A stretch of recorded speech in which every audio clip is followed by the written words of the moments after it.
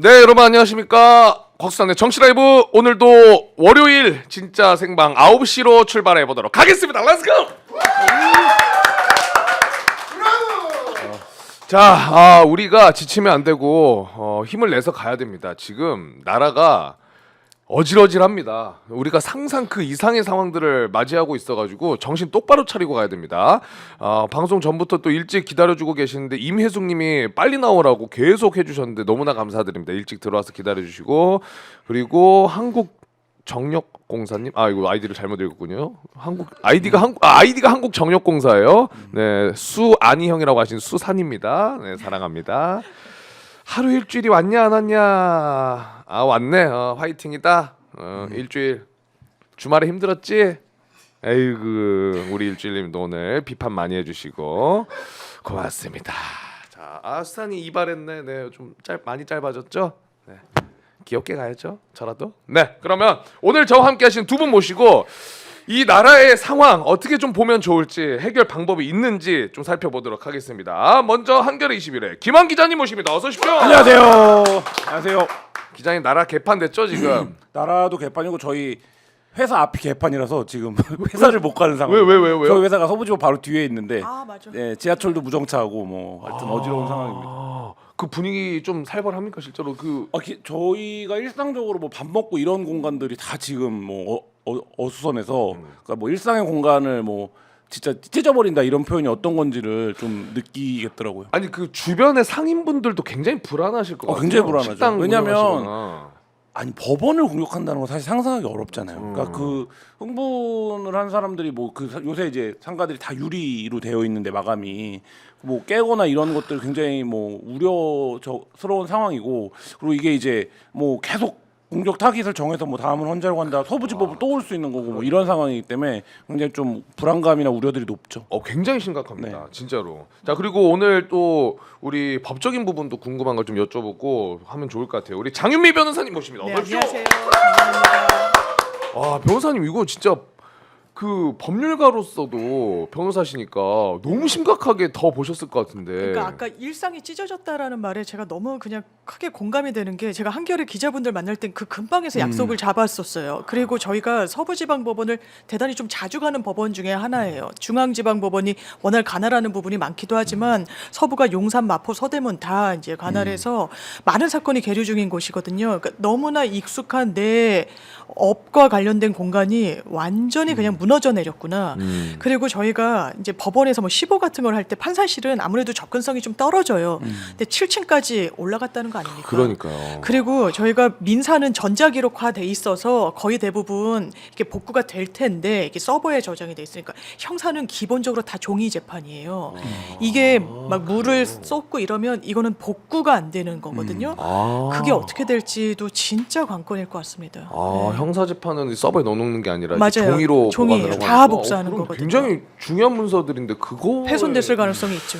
예. 아니, 실제로 이 들어간 사람들 굉장히 그 전조 증상처럼 막 자극하고 맞아요. 그런 시기도 있었어요. 네. 그리고 결국에는 저희가 뉴스에서 봤던 서부지방법원에 실제로 들어가는, 그리고 막 깨부수고 물 붓고 그런 장면들을 봤는데, 오늘 법사위에서도 이 관련해서 영상 공개가 됐습니다. 정청래 위원장이 공개를 했는데 그 영상을 좀 보면서 같이 이야기를 나눠보면 좋을 것 같아요. 한번 쭉 보여주시죠. 진짜 심각합니다. 심각해. 전광훈 제일 문제예요. 국민 저항권 얘기를 하면서 구치소 들어가서도 데려와야 된다, 윤석열을. 그러니까 저 정광훈 목사가 국민저항권이라는 얘기를 하기 시작하면서 이 상황이 어쨌든 급격하게 전개가 된 측면이 있거든요. 그러니까 당일 낮부터 대통령을 구출하는 게 무슨 국민의 권리 목록에 있는 것처럼 선동을 하고 지금 뭐 나오고 있는. 야.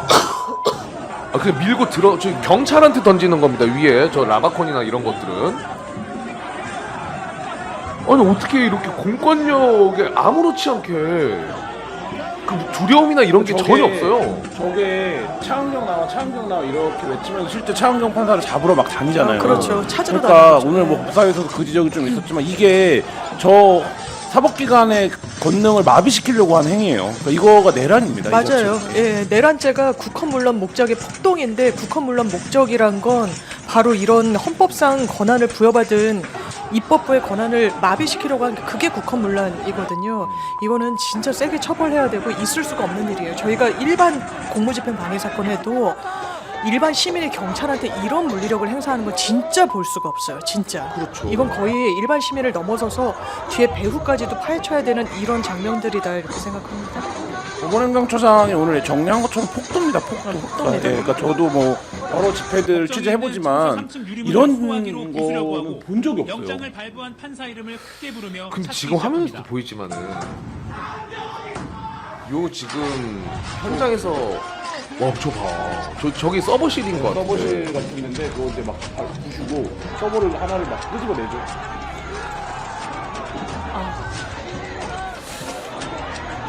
이 장면에서 가짜뉴스가 많이 나왔는데 저 창문을 깨고 넘어가고 셔터가 내려져 있는 상태에서 경찰이 포위돼요. 맞아요. 그래서 경찰이 빠집니다. 왜냐면 이미 크게 다칠 극도로 수 있으니까. 흥분한 상태이기 때문에. 근데 이제 그거를 두고 또 뭐 일부 오늘 국민의힘 의원들도 법사위에서 경찰이 사실상 문을 열어준 거 아니냐 조배수 이런 그러더라고요. 조배수. 이런 얘기까지 지금 하고 있는데 저는 그런 발언들이 이런 행동을 부추기는 맞아요. 맞습니다.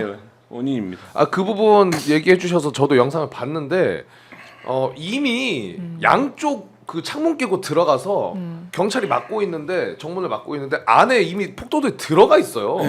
그러니까 경찰이 포위되니까 위험한 측면도 있고 해서 이제 빠진 거고 그 변호사님이 배우까지도 좀 이거는 네, 예. 좀 처벌을 해야 될 것 같다, 왜냐면- 알아봐야 될 것 같다라고 얘기를 하셨는데 예, 예. 개인적인 영역의 차원에서 다 같이 들어갔다고 보기에는 이상한 포인트들이 좀 있어요. 왜냐하면 뭔가 조직화돼서 움직이는 듯한 그렇죠. 서로 네. 자기들끼리 네. 자 여기 뭐 점거해 들어가 뭐 이런 영상들도 꽤 있더라고요. 그러니까요. 이게 왜냐하면 저희가 일단 사건을 하더라도 뭐 폭행 협박이 이 전제가 된 여러 사건들이 있는데 이렇게까지 어떻게 보면 조직적이고 강력하게 움직이는 이런 공권력을 무해화하는 경우들은 정말 보기 어렵거든요. 이게 일반 시민의 그냥 자발적인 선택이라고 하기엔 너무 격화돼 있는 거예요. 그러면 어떤 동인이 있었는지에 대해서는 당연히 수사를 해야 되고 가장 큰 근본적인 문제는 당연하지만 윤석열 대통령입니다. 맞아요. 뭐라고 그랬어요? 이 법원에 대해서 왜 공격을 합니까?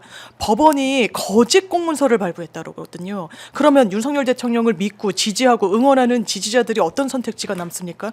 불법에 불법으로 우리도 다 격돌하겠다는 판단을 내리게끔 사실상 방치했다. 이거 윤석열 대통령 메시지를 정확하게 내야 돼요. 이런 사태에 평화롭게 하시오 이렇게 할 게 아니라 본인이 자초한 이 분을 정말 매듭을 제대로 지어야 되는 책임이 윤석열 대통령한테 있는 거죠. 맞아요. 이게 지금 저 영상만으로도 엄청난 범죄라는 게 보여지지만은 더 심각한 게 경찰 부상자가 지금 굉장합니다.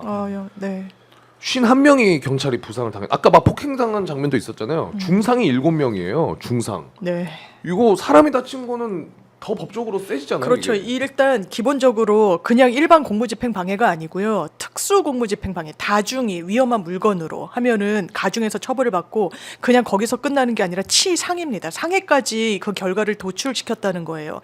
그럼 공무집행 방해와 관련해서 비난 동기에 의할 때 이건 사법부를 그냥 무력화하기 위한 의도에서 시작한 거예요.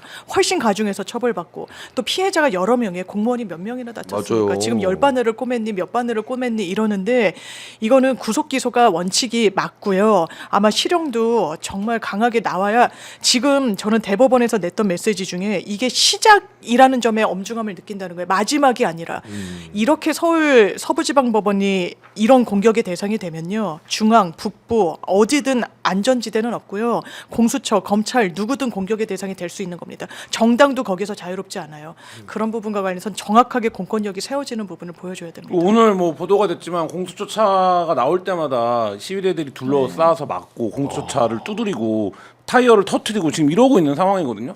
근데 저는 이해가 안 가는 게 그러니까 이 지금 뭐 층위를 여러 가지로 나눠볼 수 있고 저도 윤석열 책임이 제일 크다고 생각하는데 그럼에도 불구하고 일상적으로 벌어지는 이 폭력에 대해서 이렇게 대응이 무디고 더디다. 그쵸. 그러니까 이 대목이 지금 이들에게 어떤 망상을 심어주고 있는가 이 더딘 공권력의 집행이 뭐 이런 생각이 들고 아 진짜 뭐 상상하기 어려운 일이에요. 아니 근데 왜 이렇게 사람들이 공권력을 무서워하지 않고 뭔가 더디다는 표현을 하셨잖아요. 근데 그 분위기를 만들어 가는 게 석동현 변호사도 그렇고 그리고 윤상현. 네. 윤상현이 그랬잖아요. 그 체포된 사람들 곧 석방 될 거다. 네. 훈방 야, 될 거다. 어? 훈방 될 거다. 될 예, 거다. 아니 현직 국회의원이라는 사람이 아이 뭐 가도 괜찮아. 내가 전화도 뭐 전화도 돌렸고 이런 식으로 얘기하면은 네. 동기부여는 더 되는 거 아니에요? 당연하죠. 이런 폭행까지도 내가 불사하겠다고 하는 이 강성한 목소리는 기본적으로 제도권 안에 편입돼 있지 않아요. 소수에 불과하고. 그런데 언제 이렇게 폭발력을 갖느냐. 기성 정치권이 제도적으로 이걸 밑자락을 깔아줘서 그런 부분이 분명히 있는 겁니다. 거기에 가장 주요한 역할을 하고 있는 게 윤석열 대통령이고요. 그 대리인단 그래도 된다. 왜? 불법의 불법은 이미 수사기관과 사법부가 하고 있으니까 당신들도 거기에 불법의 불법으로 맞서라라고 이야기를 하고 있는 거죠. 제일 부적절한 정말 인물은 윤상현 의원입니다. 어떻게 월담을 하고 법원을 넘어서서 공격을 하려고 있는 사람들한테 걱정 마라. 순방된다. 조만간 풀려날 거고 내가 확인했다. 5선 의원이에요. 스피커가 큽니다. 그 사람들이 믿고 의지하는 본인의 이 직위를 알고 있었어요. 현장에서. 그걸 지금 와서 나 몰라라 한다. 비겁한 거죠. 근데 윤상현뿐만 아니라 국힘 네. 뭐 권성동이나 권영세도 되게 애매한 스탠스 보이잖아요. 애매한 스탠스가 아니라 저는 이거는 조장하는 스탠스라고 봐요. 그러니까 아예 전 세계의 하고 어떤 극우 정치인도 폭력을 써라, 폭동을 일으켜라라고 직접적으로 메시지를 내지 않아요. 다만 그 폭력 행위에 대해서 양비론 쪽 자세만 취해줘도 그 폭력을 행하는 사람들이 동기를 얻을 수 있는 거예요. 근데 지금 양비론을 넘어서 적극적인 격려를 하고 있는 거잖아요. 그러니까 이런 상황이 되면 사실 이 폭력 시위대가 그러니까 폭력을 왜 일으키는 겁니까? 뭐 행위 동기로 따지면 이성을 잃은 상태인 사람들인 거잖아요. 이 이성을 잃은 사람들한테 절대로 폭력은 안 된다. 평화적인 방법으로 해야 된다라고 메시지를 내도 호소가 될까 말까인데 그게 아니라 이들의 폭력도 이유가 있는 거 아니냐. 뭐 이런 식으로 이제 접근하고 있는 거고 오히려 어떤 부분에서는 이들이 우리의 지지 세력이라고 판단을 해서 그런지 마치 지지 세력 오늘 국민의힘이 이 고발된 유튜버들 이 극우 맞아요. 선전하는 유튜버들한테 선물도 보냈다는 거 아닙니까? 그러니까요. 설 선물을 권영세가 보내기로 했다고 합니다. 그런 게 지금 이 야. 배우가 누구인지를 드러내는 행위가 아닌가라는 생각이 들 정도고 이게 너무 말하자면 단호하지 못하다 이런 정도가 아니라 사실상 연결돼 있는 것으로 봐야 되는 게 아닌가라는 생각이 들 정도입니다. 아니 왜 네. 사실 자기들도 생각이 있으면은 저 사태를 봤을 거 아닙니까? 근데 저 사람들이랑 국민의힘이 잘하는 바로 버리는 손절이라도 치는 그림이라도 보여주면 되는데 깜짝 놀랐어요. 그걸 설 못 하는 선물도 거죠. 왜, 예. 약간 왜 그럴까요? 저는 기본적으로 이 국민의힘 내부에서 윤석열 대통령이 끝났다는 건 알 거라고 봐요. 그 다른 선택지는 없어요. 그런데 윤석열 대통령을 둘러싼 이 강성지 지층, 지금 국민의힘 안에서 점점 정치적 지분을 넓혀가고 있어요. 거기랑 같이 함께 할 수밖에 없는 국면이란 판단을 하는 거예요. 본인이 정치를 계속하는 데 있어서. 그러니까 눈도장 찍고 관저가서 정강훈 목사한테 읍소하고 90도로 인사하고 이런 광경이 한 맥락에서 이해가 되는 겁니다. 본인 정치가도의 윤석열이란 수단을 지금 윤석열이라는 이 정치인을 강성 지지층이 애워싸고 있으니까 본인의 정치적 자산으로 삼겠다는 것으로 보여. 차라리 정직해라. 차라리 윤석열 씨를 지켜라. 그게 오히려 담백한 태도일 거다. 이렇게 정치하면 국민들한테 외면밖에 더 받겠습니까? 그러니까요. 근데 어쨌든 이번에 이제 현행범으로 체포된 사람이 한 90명 정도 되는데 그 중에 66명한테 구속영장을 신청하고 있다고 경찰 쪽에서 밝혔거든요. 그리고 5명은 피의자 신문도 받았고 구속전에. 근데 이 사람들한테 그러면은 형량이 네. 어떤 게 적용돼 가지고 내려질 것이냐. 일단- 왜냐면 이게 굉장히 중요할 것 같아. 이걸 보고 맞아요. 분명히 겁먹는 사람들도 있을 있죠. 거고. 근데 예. 여기서 격리해 버리면은 맞아요. 굉장히 저는 무섭거든요. 그러니까 이미 맞아요.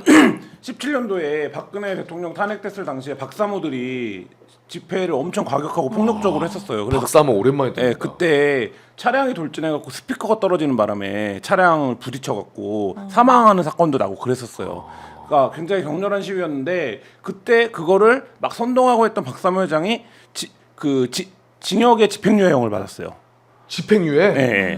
그러니까 저는 그런 시그널들이 굉장히 안 좋은 선례로 남았고 이번에는 뭐 형님 변호사님 말씀하시겠지만 강하게 처벌하지 않으면 사실 이제 법치를 뭘로 유지해 갈 겁니까? 이렇게 직접적인 공격과 폭력에도 만약에 무르게 나온다면 그 법치의 엄정함을 사실 뭘로 담보할 수 있는가 뭐 이런 생각이 듭니다. 이번 네. 변호사님 보시기에는 저 체포된 사람들은 집행유예가 나오기는 어렵다고 어려워요. 거의 저는 불가능이라고 봐도 불가능하다고 되죠? 보고요. 네. 아마 그때는 직접 본인이 폭행에 가담했는지 여부는 한번 봐야 되는데 말씀 주신 걸 당연하지만 재판부가 좀 헤아리는 거예요. 우리가 이 부분을 정말 선처에 가깝게 한다라고 하면 이게 어떤 사회적 신호로 가 닿는지에 대한 평가를 당연하지만 하는 거예요. 그런데 지금 구속기소 원칙으로 하겠다고 하잖아요. 수사기관이 과거에도 공무집행 방해는 구속기소하겠다고 밝힌 적도 있어요. 왜냐하면 공권력이 흔들리면 대한민국은 버텨내질 못하는 거예요. 어느 민주주의 국가도 마찬가지인 겁니다. 그러면 지금 법원에 난입을 해서 기물을 파손하고 거기서 끝난 게 아니에요. 이 판사를 위해를 가하겠다고 찾으러 다니고 수색을 하고 판사실에 난동을 부리고 이런 기물들을 물을 뿌리고 다 손상을 시켜버리고 이건 정말 헌정사에서 어떤 다른 제3세계 국가에서도 보기 힘든 광경인 거예요. 이 사람들을 어떻게 단죄하는 것이 맞는가. 소요죄도 해당하는지 여부를 검토할 수 있는데 소요죄. 예, 다중이 연합해가지고 이런 유형력을 행사하는 걸 보여주는 건데 기본적으로 지금 경찰 단계에서는 소요죄 검토는 하고 있지 않다라고는 이야기는 하더라고요. 그렇지만 소요죄가 최대 10년까지도 선고는 가능하거든요. 그런데 기본적으로 특수공무집행 방해 치상까지로만 가도 저희가 상한선이 있는 범죄보다 하한선이 정해져 있는 범죄가 더 세게 처벌받는 거예요. 이를테면 3년 이상. 특수공무집행 방해 치상은 3년 이상이에요. 그럼 유기징역의 최상한은 50년이거든요. 3년부터 50년까지인 거예요. 그러니까 이 끝을 가두를 치지 않은 건데 물론 감경하고 정가가 있는지 동종 유형의 범죄를 저질렀었는지를 다 헤아립니다만 이거는 당연하지만 다 구속 기소될 거고요. 실형은 이 행위 분별에 따라 좀 판단해야 되겠지만 거의 3년 이상은 저는 나올 거라고 생각합니다. 웬만해서는 3년 이상 나올 네. 것이다. 그리고 형량도 형량이고 또 하나가 지금 이번에 물적 피해도 한 7억 정도 나온다고 얘기하고 저는 그게 왜 7억밖에 안 나오는지 저- 모르겠어요. 또 그러니까 예를 들면 노동자들이 공장 점거 투쟁 같은 거 하면 그러니까요. 손배 얼마 때립니까? 기본 몇십억씩 가는 거예요. 왜냐하면 유형 무형 발생할 것으로 예상된 초래할 것으로 보이는 피해까지 다 넣는 거예요 일단. 근데 왜 오늘 법원도 그거를 7억이라고 발표합니까? 그게 어떻게 7억짜리 피해밖에 안 될 수가 있습니까? 그러니까 저는 그 금액이나 이런 것들도 여전히 그래서 제가 아까 드린 것처럼 여전히 굉장히 소극적이라는 거예요. 그러니까 이 범죄를, 그러니까 이 사건을 바라보는 관점이나 이런 거에서의 상황이 예를 들면 뭐 오늘 뭐 국민의힘 의원들이 직접적으로 민주노총에 집회하면 훈방했을 거라고 얘기하는데 맞아. 말도 안 되는 소리예요. 민주노총이 만약에 위원장 구속됐는데 법원 들어가서 저렇게 때려부리죠? 조직이 그냥 오늘 완전 다 망했을 겁니다. 맞아요. 그러니까 근데 저는 그 피해 금액도 지금 뭐 섣불리 당장 유리장 밑장 깨졌으니까 장당 얼마고 이렇게 계산할 건 아니다. 이게 지금 공동체의 가치에 던진 충격과 상처를 생각해 보세요. 저는 너무 놀랐어요, 진짜로. 그러니까 근데 이런 사건인데 이게 유리창 깨졌고요, 셔터 망가졌고요, 이래서 7억입니다. 이거는 말이 안 되는 계산법이다. 기자님도 기자 생활 오래 하셨지만 법원에 저렇게 쳐들어가는 건 처음 보신 거죠? 처음 본 게 아니라 상상을 못 해봤어요. 그러니까 예를 들면 있을 수 미친 없는- 거야 그냥 네. 미친 거야. 시위를 하다가 제가 본 것 중에 제일 큰 거는 경찰서 앞에 가서 시위를 하다가 경찰서 안으로 들어갔는데 어쩌다 보니까 들어가게 된 거예요. 무슨 뭐 충돌이 있거나 이런 거 아니고. 근데 사람들이 깜짝 놀랐어요. 본인들이 본인들이 경찰서 안에 아니 우리가 경찰서까지 이렇게 경찰서 안에 들어오면 큰일 난다. 그리고 다시 나왔어요. 완전 건조물 침입되니까. 네, 예. 그때도 경찰이 현장에서 다 연행했습니다. 바로 그러니까 어떤 물리적 충돌이 없었음에도 불구하고 경찰서 안에 들어왔다는 이유로 그때 사실 이렇게 땡기 자바라 같은 문 있잖아요. 맞아요. 예. 그게 열려 있었어요 좀. 그래서 이제 시위대가 들어간 건데 근데 그때 계속 하다가 2번 경고 방송하고 다 잡아갔거든요. 그러니까 그런 상황이에요. 근데 이거는 그런 수준이 아니라 때려 부시고 들어간 거잖아요. 맞아요. 그러니까. 예. 아까 7억이 너무 좀 짜게 설정된 거 아니냐 근데 법원이 아마 집계를 해서 그런 것 같아요. 이제 막 엄청 천문학적 액수를 막 노조를 사실상 때려잡기 위한 의도에서 기업들이 막 엄청 막 크게 부풀리잖아요. 그리고 나중에 이제 노조 탈퇴하면 또 줄여주고. 근데 이제 7억에서 훨씬 더 저는 많아질 거라고 생각하고 그러면 어떤 법률적인 문제가 남느냐. 지금 이 피해자들 있죠.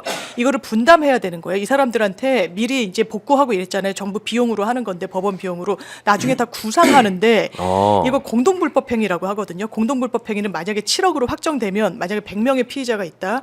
100명이 7억을 나눠서 100분의 1로 내는 개념이 아니에요. 그럼 어떻게 해요? 한 명한테 7억을 다 청구할 수 있습니다. 아, 인당 7억으로? 예, 그게 부진적 연대 책임이라고 해서 공동불법행위의 소송은 그렇게 할 수 있어요. 이거는 본때를 보여줘야 됩니다. 야. 예. 그거 진짜 좋다. 인당 예. 7억. 왜냐면 저도 7억이 이 66명 나누면은 생각보다 네, 갚을만 근데 할것 인당 같은 7억 거야. 한 명이 내면 자기들끼리 구상이 남아서 더는 청구를 못하지만 어쨌든 낼 때까지 한 명 한 명한테 7억을 청구할 수 있는 거죠.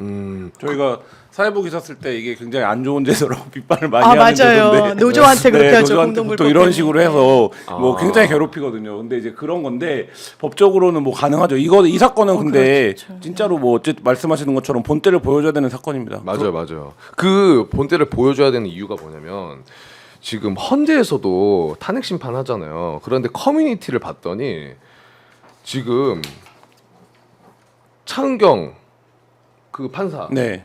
말고 헌법재판관 놈들 주소도 다 알아내야 된다. 주소 알아내서 모조리 죽여버리자. 헛짓거리하면 맞아 죽는다는 공포를 느껴야 한다. 이런 글들이 이렇게 올라오고 있습니다. 커뮤니티에. 이거 협박이에요. 올라오고 예, 있어요. 이거 제대로 안 보여주면은 또 무슨 짓을 할지 아, 모르니까. 당연하죠. 이렇게 위해를 가할 준비가 된 사람들입니다. 그거를 가리지 않고 보여줬고 폭동으로 이미 현실화된 상황에서 판사 한 명 한 명을 거론하고 기본적으로 공개 재판이라 판사들은 다 노출해낸단 말이에요. 이 부분에 대해서 뭐 단순히 경호뿐만이 아니라 이런 사람들을 빨리 잡아내야 됩니다. 이 사건이 나기 전주에 국민의힘이 전국에 있는 현수막 다 뭘로 갈았습니까? 민주당이 카톡 검열한다, 국민들 카톡 들여다보려고 한다, 이걸로 프레임을 잡아갖고 세게 붙었던 거잖아요. 그리고 자기네 이제 지지율이 올라간다 이런 거에 약간 고무가 되기도 하고 지금 이 사건 어떻게 일어나간 겁니까? 사실 저는 방송통신심의위원회 이런 데가 지금 대표적인 커뮤니티 몇 개 있어요. 전 차단 조치 지금이라도 해야 된다고 보거든요. 왜냐하면 이게 이제 뭐 엠번방이나 이런 거 할 때도 차단 조치 했었어요 이미. 그러니까 근데 이거는 실질적으로 폭력이 발생했고 말씀하신 것처럼 지금 오늘 커뮤니티 게시판에 어떤 글들까지 올라오면 야 그거 때려 부숴봐야 별 소용이 없다. 불 질러야 된다 헌재는. 뭐 이런 얘기까지 올라오고 있어요. 근데 이거 와, 불질러야 돼. 방화가 일어나면 막을 수 있습니까? 아까 예를 들면 뭐 사전에 예방적 조치를 취한다고 하지만 이런 글들이 모이되고 뭐 이런 상황들인데 지금. 그러니까 왜 이거에 대해서 이거를 그냥 지금 두고 보고 있는가? 이게 마치 정치적으로 어떤 그러니까 논쟁이 오고 가고 있는 대상인 것처럼 정치적으로 서로 입장이 다른 것처럼 이렇게 지금 양비론 쪽으로 보고 있는데 이런 극우 폭력 시위에 준동해서 가장 큰 자양분이 뭐냐면 이 양비론이에요 언론에. 그러니까 이건 지금 양비로 볼 수 있는 사안이 아니라는 어떤 그 사회적 합의와 이거를 이뤄야 돼요. 근데 오늘까지도 어떤 겁니까? 지금 국민의힘 의원들 얘기했지만 마치 이게 뭔가 정치적인 견해와 시각이 달라서 서로 해석의 여지가 있는 사건이 벌어진 것처럼 이거에 무슨 해석의 여지가 있습니까? 그러니까. 국민 들어가서 맞아요. 법원을 때려부시는데 이게 무슨 진보 보수의 문제도 아니고 정당의 문제도 아니고 오늘도 최소한 국민의힘이 공당이라면 이런 행위에 대해서는 단호히 반대하고 이거는 엄중하게 처벌해야 된다는 입장이 나왔어야죠. 근데 사실 그 입장 없고 이거가 조배수 의원 같은 경우 뭐라고 얘기합니까? 회의를 하는데 경찰이 열어준 거 아니냐고? 네, 저항권을 행사한 네, 거라고 네. 얘기를 해버리잖아요. 국민저항권, 네. 그러니까 이게 지금 이런 것들이 맞물려서 돌아가서 이런 행위가 지금 나온 겁니다. 그리고 이번에 들어간 체포된 사람 중에 이제 우리도 방송 전에 저희끼리 좀 이야기를 나눴습니다마는 2030이 아, 51% 굉장히 많습니다. 굉장히 비중적으로 많은 거죠. 왜 이래? 그래서 저희가 이제 방송 전에 얘기했던 거는 2030이 도대체 왜 이렇게 움직일까? 그거에 대한 이제 각자의 의견을 얘기하고 있었는데 저는 개인적으로 좀 돈이라고 봐요. 돈. 그 돈 맛을 좀 본 것 같아요. 유튜브로. 이번에도 굉장히 극우 유튜버들도 많이 그 영상 보면은 카메라 들고 돌아다니는 사람들도 꽤 있더라고요. 네, 네. 그 이번에 법원 들어갈 때. 네. 근데 지난번 체포영장 진행이 될 때 윤석열 잡으러 갔을 때 유튜버들이 생각보다 자기들 입장에서는 뭐 들어눕거나 뭘 막아내거나 차에 뭐 경찰에 체포될 각오를 하고 자기가 막던가 이런 거가 없었거든요. 그래서 받았던 슈퍼챗을 돌려달라는 내용도 굉장히 많았어요. 뭔가 시원하지도 않고 잘 막지도 너네 못했다. 슈퍼챗 받아먹고 지금 오늘 뭐 했냐 이런 비판을 많이 받았다라는 내용들이 있었거든요. 근데 이번 사태에서 그게 또 하나의 계기가 되지 않았을까. 전 대단히 와닿아요. 내가 좀 지금 이거 말씀 주신 이번에 게. 해내서 네. 확 땡겨야겠다. 선동의 측면에서는 그렇고, 근데 이제 오랫동안 그들이 부정선거론을 주장해 온 거 아닙니까? 근데 이제 그게 한 95%의 사람들의 입장에서는 사실 보이지 않던 유니버스가 하나 있었던 거죠. 그 유니버스에서 끊임없이 이제 그거를 보고, 아 그게 사실이라고 믿고, 뭐 이런 이제 유니버스가 있었던 거고, 그 유니버스 집단이 정점에 있는 윤석열이 어쨌든 뭐 부정선거론을 얘기하면서 실제 계엄을 일으킨 거 아닙니까? 그러니까 여기서 그 유튜버들이 주로 정치적인 공학을 바라보는 관점이 어떤 겁니까? 힘이잖아요, 힘. 그러니까 실제로 뭘 행하는 힘. 이승만 박정희를 왜 추앙하는 겁니까? 그러니까 이승만 박정희가 가졌던 어떤 파워가 있다, 권력에. 이런 거잖아요. 그러니까 박정희 결국엔 뭐 산업 근대화를 이뤄냈고, 전두환도 어쨌든 뭐 나라가 어지러울 때 했고, 그런 힘. 그러니까 그게 정치적으로 어떤 문제냐의 파워가 문제가 아니라, 그런 식의 말하자면 유튜브적 세계관에서의 계속 언술 이런 거에 굉장히 오래 노출이 되어 오는 거죠. 동경을 하는 건가요? 그렇죠. 그런 걸? 그러니까 뭐 그런 것들이 저는 맞물린 현상인 것 같고, 또 하나는 이게 커뮤니티 문화인 것 같아요. 그러니까 예를 들면 뭐 어쨌든 그 거기서 행동을 한 건 100명, 뭐 들어간 건 300명 정도라고 하는데, 그러니까 그 속한 커뮤니티에서 강한 말하자면 집단적 소속감을 갖게 된 거고, 그리고 내가 이 커뮤니티에서 어쨌든 이 커뮤니티의 정서나 이 커뮤니티의 방향에서 제일 부합하는 사람이 되어보자. 뭐 이런 정서가 또 작동했던 것 같고, 그러니까 이게 굉장히 좀 복합적인데, 최근 국면으로 놓고 보면 12월 3일 이후에 내란 체포가 늦어지고 대통령은 계속 법 집행을 거부하는데, 그것이 무슨 불법이라고 얘기하면서 이 정당한 법 집행을 사실상 무력화시키고, 이런 과정들에서 근데 극우 유튜버가 이기고 그러니까 본인들이 그 앞에서 우리가 오늘 집행을 막아냈다, 저항에 성공해냈다 이러면서, 사실 이제 이 집단이 온라인에서만 막 떠들고 오프라인에서 행동을 하지 않던 집단인데, 저는 몇 번 효능감을 맛봤다라고 성취감을 봅니다. 맛봤구나. 그러니까 이 효능감이 극단적으로 작동을 한 것 같아요. 아니 그래서 이 유튜버들이 이 방송하면서 들어가는 거 보잖아요.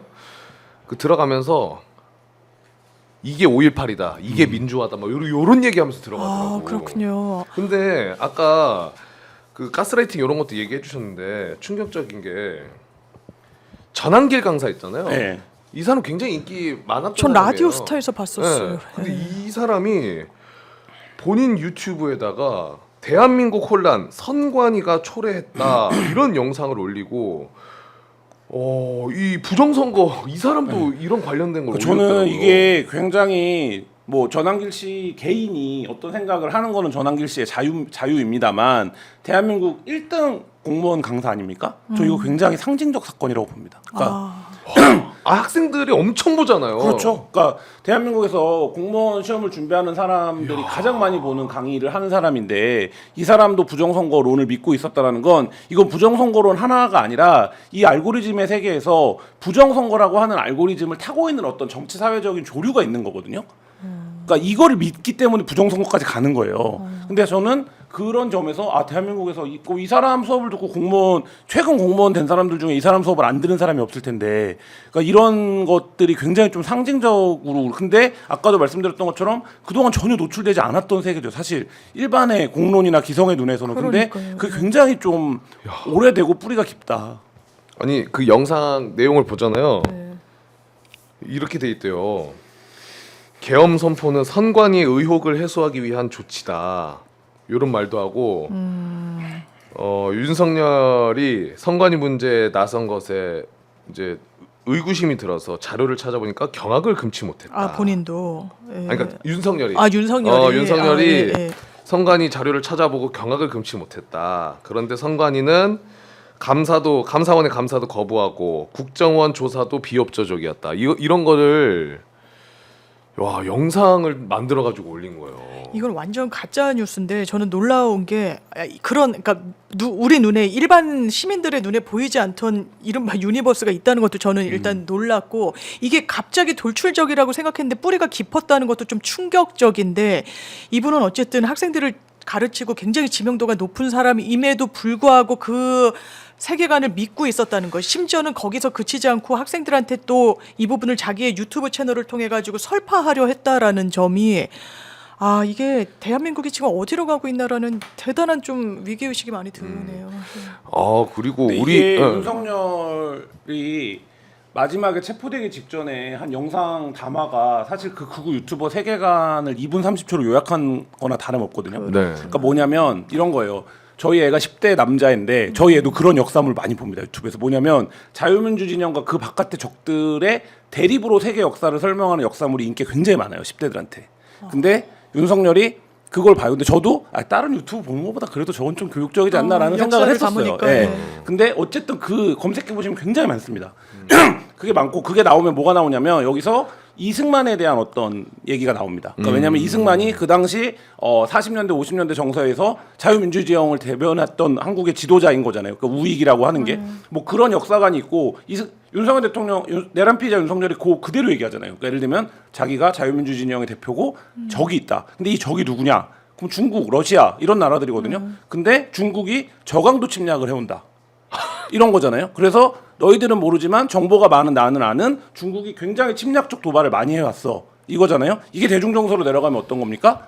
반중 정서예요. 그러네. 혐중 정서고. 그래서 이 얘기를 한참 합니다. 또 윤석열이 한참 하고 나서 그 다음에 무슨 얘기하는 겁니까? 내가 자유민주 진영을 대변하고 이렇게 열심히 했는데 왜 선거하면 나를 반대하는 건 뭡니까? 자유민주주의를 반대하는 거예요. 저 세력이 왜 일당이 되지? 이게 윤석열이 가졌던 의문인 거 아닙니까? 그러고 나서 뭐라고 얘기합니까? 이게 그러면 부정선거구나. 근데 이 부정선거랑 중국이 연관이 있구나. 왜? 중국은 우리를 침략하려고 하니까. 이렇게 가버리는 거거든요. 근데 이게 들으면 지금 이제 말도 안 되잖아요. 네. 제가 요약하고 있지만 근데 이걸 믿고 있는 거예요. 재밌으니까 빨리 들어가서 그리고 듣고. 이게 지금 제가 얘기한 거가 엄청나게 깊은 유니버스적 세계가 있어요. 그래서 각각의 요소에서 엄청나게 유튜버의 그 콘텐츠들이 많습니다. 그러니까 알고리즘이라는 게 무서운 게 뭡니까? 이 앞에 얘기가 제가 지금 얘기했던 저희 애가 볼 때 저도 교육적으로 이건 좀 낫겠다라고 생각했던 그거를 보다가 그 알고리즘을 타면서 넘어가는 거예요. 확신을 갖게 예. 되는 그걸 계속 보면서 예. 야, 지금 우리 실시간 채팅으로도 재즈 메이커라는 분이 들어왔어요. 수사나 이렇게 거짓말하면서 돈 벌면 당당하냐. 좌파 방송이네. 극우 유튜버가 어딨냐. 극좌 유튜브가 넘친다. 특히 곽수산. 야, 아니 여러분 하루 일주일 뭐 하냐? 이런 애들이랑 하루 일주일 당신이 싸워줘야지. 이럴 때는 나를 지켜야지. 나를 또 지킬 게 아니라 해야지. 그리고 재즈메이커 잘 왔어요. 이거는 재즈메이커 정신 차려야 돼. 나 진짜 우리 방송을 들어온 김에 끝까지 들어봐. 지금 당신도 큰일 날 수가 있단 말이에요. 이거는 극좌우가 아닙니다. 재즈메이커야. 조금만 정신 차려서 들어봐. 지금 거기 선동당하면 큰일 납니다. 아까 우리 변호사님 정리해 주셨지만 이번에 서울지방법원 들어온 거 기본 3년 이상이야. 그리고 인당 7억씩 때릴 수 있다. 재즈메이커야. 너 큰일 난다. 제발 정신 차려라. 어떡하려고 그러냐. 내가 걱정돼서 그런다. 걱정돼서. 가스라이팅 당한 거는 그들의 잘못이 아닐 수도 있어요. 그러니까 정신 이 차리는 게 제일 알고리즘이라는 것도 중요해. 너무 두렵고 아니 그래도 들어와서 한번 들어보겠다는 그래. 그 자세는 높이 살만한 것 같아. 그래 재즈메이커야. 그 자세 잘했다. 잘했어. 뭐 이상한 거 계속 가가지고 막 저도 함께 하겠습니다 안 하고 여기 와서 하려고 한 거 잘했다. 그래 끝까지 봐. 하루 일주일 뭐해? 이럴 때 도망간 거야? 아유 진짜. 어쨌든 그 재즈 끝까지 들어주시고 3년 이상 나오는 거 맞죠 변호사님? 예, 저는 기본 확신합니다. 3년 이상 인당 7억씩 때릴 수도 때릴 수 있고 있습니다. 그거 정리 제대로 해야 됩니다. 헌재 혹여나 갈 생각하지 말아라. 자 그리고 지금 이렇게 선동하는 사람 중에 전광훈도 지금 수사를 해야 됩니다. 해야죠. 예. 전광훈은 실제로 근데 시민단체가 고발하고 있어요? 네, 고발은 이미 여러 건 돼 있었는데 여러 건으로. 네. 근데 이게 정강훈도 역사가 깊잖아요. 정강훈 자체도 역사가 깊고 지금 정강훈 사업 이렇게 검색해 보시면 아마 깜짝 놀랄 겁니다. 뭐 어떤 사업까지 하고 있냐면 핸드폰 사업까지 하고 있어요. 그러니까 알뜰폰 핸드폰 사업을 사업. 한다. 네, 알뜰폰 사업자를 내서 그게 헌금성 요금제라고 해서 헌금. 뭐야? 그러니까 헌금성 예를 들면 요금제? 알뜰폰이 뭡니까? 싸니까 쓰는 어르신들이 거잖아요. 많이 쓰시잖아요. 근데 요금이 세요. 알뜰폰인데 그게 헌금성 요금제라는 거예요. 광고 카피가 뭔지 압니까? 뭐요? 당신이 바꾼 유심은 애국심입니다. 이런. 근데 되게 잘 지었다. 어떻게 보면 네. 멘트는 광고 멘트는 그래서 저희 유심은 취재방에서도 와 이게 카피가 좋다. 카피가 울림이 있어요. 좀. 야 진짜 어이가 없어서 웃음이 나오네. 당신이 바꾼 유심은 애국심입니다. 뭐 이런 거예요. 근데 그런 사업을 지금 하고 있을 정도고 그다음에 약간 비즈니스맨이네요. 기가 막힙니다. 여기서 어떤 게 나오냐면 또 있어요? 그 핸드폰을 1,000만 명이 가입을 하면 연금 100만 원을 주겠다고 합니다. 누가? 자기가? 자기가. 그래서 동료를 하는구나. 동료를 하는 거죠.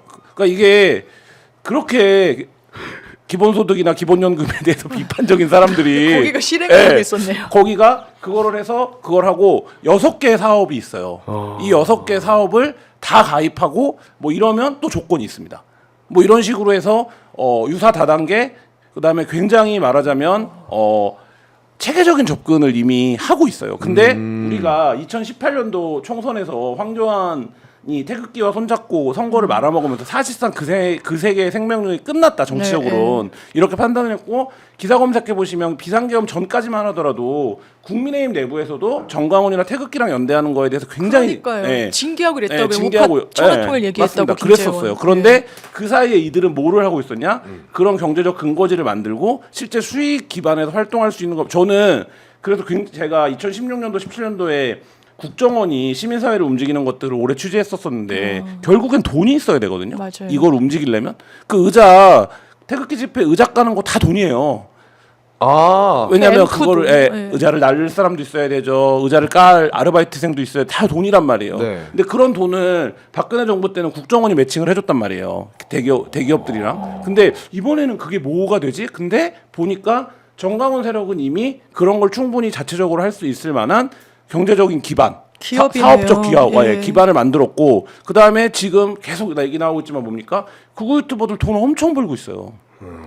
맞아요. 그러니까 여기 방송만 틀어놓으면 사람들이 그걸 보고 다 와서 어쨌든 선동 가라는 대로 가고 하라는 대로 하고 지금 이런 상황이잖아요. 그러니까 사실상 이게 뭡니까? 조직 커뮤니케이션을 할 수 있는 채널도 이미 뚫려졌고 10년 전과는 다르게 그러니까 이 두 가지가 굉장히 질적으로 더 나빠졌다. 그러니까 더 네, 악화된 악화된 거죠. 거죠. 박근혜 전 대통령 그 때부터. 얘기해 주신 것처럼 유튜버들도 그렇고 정광훈은 심지어 자기가 그 유튜브에 영상이 담겼는데 잘라냈더라고. 근데 자기가 돈 준다고 맞아요. 5만 원씩 얘기했잖아요. 5만 일당 원씩 주겠다고 주겠다. 했어요. 근데 이것도 범죄 아니에요? 그렇죠. 동원하면은 이거는 어쨌든 문제가 되는 거고요. 일단 근데 그런 이야기는 하더라고요. 이제 우파 이쪽에 몸담고 있는 분이 정강훈은 돈이 목표고 그래서 이제 집회 시위 같은 거는 어쨌든 신고는 하고 하는데 지금 일부 또 다른 신생 유튜버들이 더 이제 폭력과는 좀 강하게 나와가지고 여기도 이분화 됐다라고 하더라고요. 그래서 같이 이제 합을 못 맞추고 같은 목소리를 못 낸다 하는데 일단 정광훈 씨는 사실상 이 소요를 선동하고 있어요. 내란 선동죄로도 이제 문제를 삼아야 되는 거 아니냐라는 이야기가 나오는 건 대통령을 구출해야 된다라는 거예요. 구치소에서 빼내라는 거예요. 이건 대단히 부적절한 거죠. 이런 사실상의 또 종용과 어떤 회유 같은 걸 하는 거니까요. 여기에 또 휘둘리는 사람들이 이미 굉장히 많이 존재하고 있는 상황에서 그걸 알면서 이런 메시지를 던진다. 그리고 똑같이 조배수 의원이랑 마찬가지 이야기를 하죠. 저항권이라는 이야기를 합니다. 맞지 않아요. 저항권이란 개념은 당연하지만 헌법적으로 인정은 되지만 이 부분을 이런 상황에서 쓰는 말이 아닙니다. 예. 그리고 다른 목사가 그 영상 봤는데 정광훈은 돈 준다 그랬잖아요. 다른 목사는 올라와서 뭐라고 하는 줄 알아요? 그 여러분들 나가셔가지고 그 돈 받고 나서 현장에서 돈 세지 말아라. 그 다 찍힌다. 징한다. 바로 집어넣으라고. 그거를 다른 목사라는 사람이 나와가지고 얘기하고 있더라고. 너무 아찔아찔합니다. 그 유튜버들도 슈퍼챗을 좀 수익 창출할 수 있는 걸 중단 조치해야 되는 거 아니냐. 그렇죠. 이런 얘기도 오늘 행안에서 양분남 의원이 했거든요. 근데 경찰청장 직무대행이 뭐 수사 기능에서 면밀히 살펴보는 것으로 알고 있다라고 이야기는 했지만 가능은 합니까 법적으로 이 개인 채널을 수익 창출 좀 중단하고 이게 아마 제가 알기로는 구글에서 자체로 이게 뭐 노란 딱지라고 하나요? 문제가 있고 하면은 수익 창출을 아예 막기도 하는데 거기에 대단히 좀 소극적이고 그러면 그것을 하도록 만들 수 있는 시스템이나 어떤 법률적인 이 기반이 있느냐 또 그렇지도 않은 거예요. 기본적으로 저희가 이런 해외 플랫폼들과 연관된 범죄의 피해를 보거나 하면은 진행이 안 되는 거예요. 서버가 해외에 있다라는 이유로 대한민국 공권력이 미치지 못하는 거예요. 거의 장원영 씨 정도가 돼야 본인과 관련해서 막 음담을 맞아요. 음해를 했던 사람을 잡아내잖아요. 그것도 미국 법원의 변호인을 선임해서 거의 그 수준까지 일반인이 대응하지 못하면 공권력이 상당히 잠자코 있는 게 현실인 거죠. 네. 저는 근데 할 수 있다고 봅니다. 그러니까 국가가 수사기관 의지를 가지면 할 수 맞아요. 있다고 봐요. 의지의 예를 들면 문제죠. 국가적 차원에서 우리가 대응을 하고 지금 말씀하신 대로 구글 본사에 인력을 보내고 우리의 나라 상황을 설명하고 이걸 차단해달라고 하고 이런 의지를 갖고 덤비면 저는 할 수 있다고 봐요. 네. 근데 사실 그런 의지가 없는 거죠. 그 의지가 없는 게 문제인 거고 그러니까 이게 유튜브라는 건 기본적으로 제일 중요한 게 뭡니까? 돈. 여기를 방문한 사람이 오래 머무는 거예요. 그러니까 혐오 표현이 됐던 정치적으로 말하자면 정치적인 선동이든 뭐든 그냥 유튜브 입장에서는 어떤 사람이 와서 이것도 보다가 알고리즘 타고 들어가서 다른 것도 보고 이게 유튜브가 돈을 버는 기반이거든요. 그러니까 사실 유튜브는 기본적으로 그런 거를 차단하는데 소극적이죠. 왜냐하면 그게 자기네 제일 핵심적인 비즈니스 모델이니까. 근데 그거를 이거는 우리 사회에서는 안 돼. 반사회적인 거야. 이거는 우리 사회에서는 전혀 용납하지 않아. 이거를 해낼 수 있는 건 뭐냐면 그 비즈니스 모델에 도전하는 국가의 의지예요. 근데 그게 없는 거죠 지금 이 정부가. 맞아요. 의지 자체가 없다. 맞습니다. 자, 이 서부지법 폭동 사태는 좀 어느 정도 일단 정리를 하고 마무리를 하고 다음 것으로 넘어가면 좋을 것 같은데 마지막으로 윤상현 관련해서 민주당에서는 제명안 낸다고는 한 것 같아요. 오늘 안에 뭐 낸다는 것 같은데? 네, 내겠다고 공언을 했고요. 이런 정치인은 더 이상 저는 정치권에 몸담으면 안 된다고 생각합니다. 왜 그렇게 이른바 오바를 하냐와 관련해선 뭐 대선에 출마한다는 이야기도 있고 뭐 여러 설들이 있는데 기본적으로 왜냐하면 그 상황에서 본인이 이 메시지를 던지면 이 사람들이 굉장히 동요한다는 걸 모를 수가 없어요. 5선 의원이고 정치를 몇 년씩이나 했습니까? 그럼에도 불구하고 이런 메시지를 던진 건 대통령을 지킨다는 이런 이미지를 심어주기 위해서 사람들을 이용한 거예요. 그런데 내가 이 메시지를 던질 땐 그런 상황도 아니었다. 내가 종용한 거 아니다라고 지금 이 국면에서 빠져나간다는 게 그렇게 변명이나 됩니까? 저는 제명하는 수준의 일단 경거망동을 본인이 했다라고 생각합니다. 요거 제명안 내고 하면은 가능성은 현실적으로 좀 있나요? 아니면은 쉽지 않나요? 쉽지 않겠죠. 예를 들면 이제 이 발언으로 제명이 되면 지금 국민의힘에 윤상현 의원이 타겟이 되고 있지만 뭐 맞아. 원내대표나 비대위원장도 사실 똑같은 거거든요. 한둘이 아니야, 예, 한둘이. 인식은 똑같은 거기 때문에 국민 입장에서는 뭐 그 부분에 대해서 그거 할 생각이 없을 거고 저는 이제 그렇다라고 보면 굉장히 이게 좀 장기 암울화될 수 있다 이런 생각도 듭니다. 장기 암울화될 수 네. 있다. 자, 이거는 저희가 좀 끝까지 보면 좋을 것 같고 다음 이슈로 넘어가 볼 텐데 그 전에 오늘 저녁 뉴스로 SBS 단독으로 나왔어요. 윤석열이 이제 번호가 나왔습니다. 수인 번호 0010번을 부여를 받은 것으로 SBS 취재 결과 확인이 됐다고 하고요. 그리고 독방에서 탄핵 심판 관련한 서류들을 직접 검토하고 있다. 이런 보도도 나왔네요. 말 나온 김에 0010이 자는 방 혹시 기사 사진 있습니까? 그거 좀 보여줄 수 있나요? 한 3평 요렇게 돼 있다고요. 근데 생각보다 좋아요. 아니 제가 왜냐면 20살 때 고시원 살았거든요. 훨씬 좋아. 저기가 진짜 훨씬 좋아. 교정시설이 많이 좋아졌습니다. 3.2평. TV도 있어요. 자, 그래서 0010번이 저기서 이제 생활하고. 근데 이거 번호는 그러니까. 랜덤으로 합니까 아니면은 아니 저희가 일반 저희 의뢰인들도 구속 수감된 경우가 있으면 이런 번호는 전 처음 보고요. 뭐 복잡해요. 01792 뭐 이런 식이에요. 그래서 이걸로 뭐 인터넷 접견도 그러니까 그 편지도 보내고 뭐 이러거든요. 그게 네. 딱 특정이 되는 거고 안에 들어갔던 사람한테 들으니까 이름도 안 부르고 0010 뭐 이렇게 부른다는 거예요. 네. 그런데 이거 약간 예우성 번호인가 이런 생각이 좀 드는 거예요. 아 굉장히 좀 심플하고 간명하게 부여했다라는 인상은 좀 받게 되고. 그러니까요. 0010. 그리고 아마 근데 좀 저희가 이제 구속 수감된 의뢰인들 상담하거나 이러면 정말 단 하루라도 빨리 나오려고 정말 내가 돈이 많으면 돈으로 뭐가 있으면 뭘로 이렇게 하려고 하거든요. 엄청 고통스러운 상황인데 윤석열 대통령을 대단히 가까이서 봤던 사람들 이야기를 들으니 그럴 캐릭터는 아니다. 힘들어할 것 같진 않고 오히려 본인을 접겨놓으면은 위로를 해줄 것 같다. 그러니까 정상 판단이 전 안 된다는 의미로 받아들였습니다. 아 사람들이 아니 1203으로 줘야지 왜 0010을 줬냐라고. 1103 개헌. 윤석열 시그니처로. 아, 어쨌든 그런 뉴스가 있었고 그리고 나서 경호처 우리가 좀 짚어봐야 될 것 같은데 아니 박종준은 뭐 불구속 수사고 그런데 김성훈 차장, 이광우 본부장이 구속영장이 아예 네. 그러니까 법원에서 기각된 게 아니라 맞아요. 검찰에서 맞아요. 김성훈에 대한 이 구속영장을 그냥 검찰에서 끊어버렸어요. 그렇죠. 그러니까 커트 시킨 건데요. 이게 법원까지 안 간 거잖아요. 예, 그냥. 기본적으로 왜냐하면 영장 청구권은 헌법에 검사만 갖고 있는 거예요. 그러니까 검찰과 공수처 검사만 할 수 있어서 저희가 기사 쓸 때도 경찰은 영장을 신청하는데 그 신청을 누구한테 하느냐? 검찰한테 하는 거예요. 저희가 이건 영장이 발부돼야 되는 상황으로 보이니까 법원에 좀 넣어주세요라고 하는 거고 직접 청구권을 가진 건 이제 검찰인데 본인에 신청이 들어왔을 때 이걸 안 했다는 거거든요. 그 이유는 이미 뭐 수사에 제발로 걸어 나오지 않았냐 등등인데 이 사람 휴대전화도 들고 가지 않았습니다. 그리고 세 번째 만에 가서 이미 체포영장이 발부된 상황이기도 했고요. 오늘인가요? 한겨레 단독 보도로 비화폰과 관련된 서버 다 삭제 지시 내렸다라고 하잖아요. 이런 거를 증거인멸의 우려라고 하고 이런 걸 구속의 사유라고 보는 겁니다. 그러면 법원 판단을 받아야 될 이유가 차고 넘치는데 이것을 본인들 선에서 아예 청구조차 하지 않는다?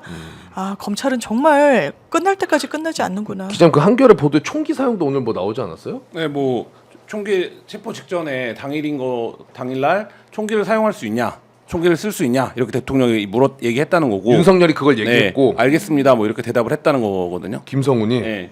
근데 저는 이거는 제가 이 방송에서도 말씀드렸지만 내란 피의자 내란 우두머리에 핸드폰이 너무 오래 살아 있어서 발생한 후과의 문제라고 봅니다. 그러니까 마지막까지도 오늘 공수처가 밝히기로 대통령 측이 강하게 요청했다는 거잖아요. 경호처 그러니까 그 수뇌부를 체포하지 말라고 당일에. 아, 네. 네. 그 이유가 뭡니까? 마지막까지 그러니까 경호처도 대통령에게 충성할 이유가 있어야 되는 거잖아요. 그러면 뭐 그런 과정에서 지금 검찰이 이게 영장을 청구했는데 법원이 발려했다 이러면 뭐 맞아요. 판단해볼 여지가 있는데 그게 아니라 검찰이 이거를 커트했다라는 건 검찰이 이 부분을 봐주기로 했다라는 거고 그럼 왜 봐주기로 했을까?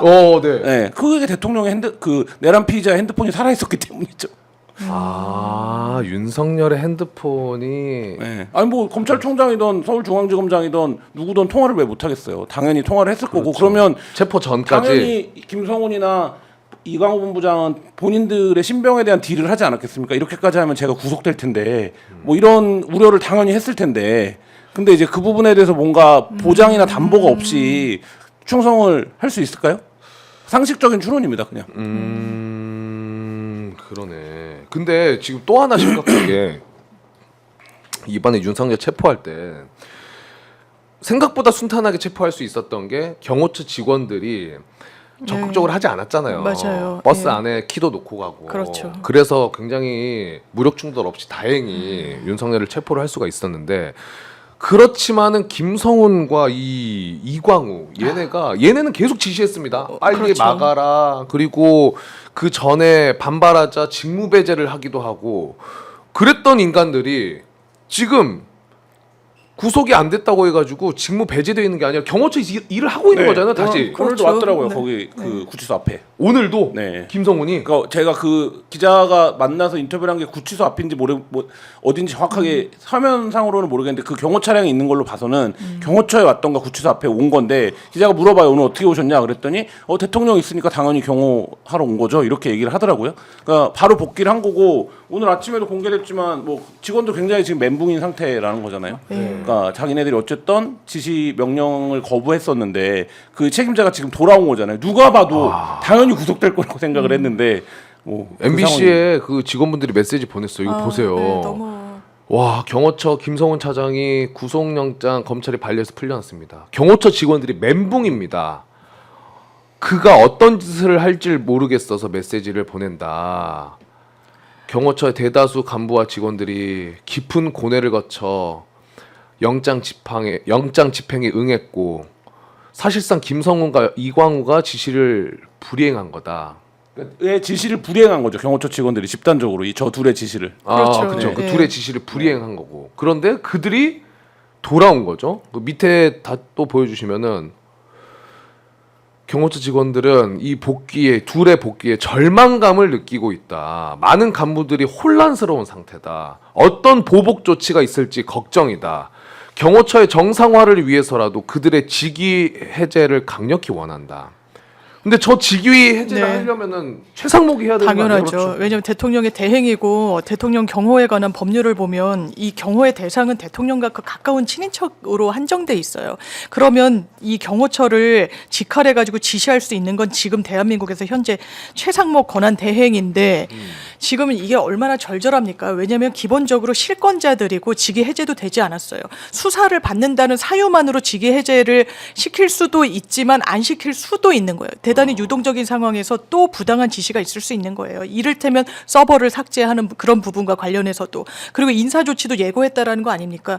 그러면 어떤 선택이 정답이에요. 경호처를 위해서 최상목 대행은 너무 수세적으로 너무 보수적으로 접근하면 안 되는 거예요. 이건 대한민국을 위태롭게 하는 거예요. 직위 해제시키고 검찰은 이건 영장 청구해야 되는 사안입니다.